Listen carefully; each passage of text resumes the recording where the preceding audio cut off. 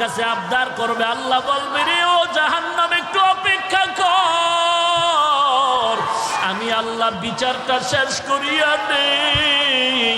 বিচারটা শেষ করার পরে এরপরে তোর কাছে গুনাহগার গুলো পাঠায় দিব। জাহান্নাম থামতে রাজি না।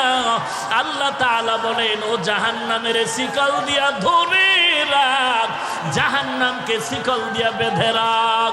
৭০,০০০ রহমতের ফেরেশতারা জাহান্নামটাকে বেঁধে ধরে রাখতে পারে না।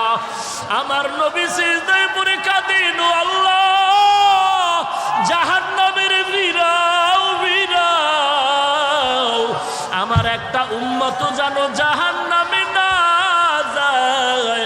জাহান্নামের ভয় আমার নবী সিজদায় পড়ে কান্না শুরু করবেন। আল্লাহ বলেন ও নবী আপনি একটুও কাঁদবেন না, আপনার উম্মতের জাহান্নামে আমি আল্লাহ দিব না।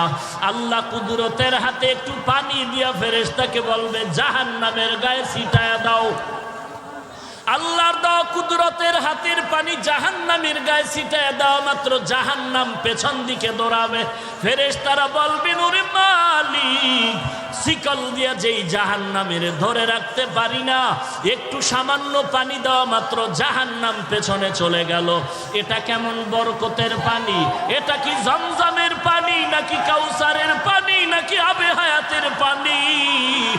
আল্লাহ বলবেন এটা তো কাউসারের পানিও না, জমজমের পানিও না, এই পানি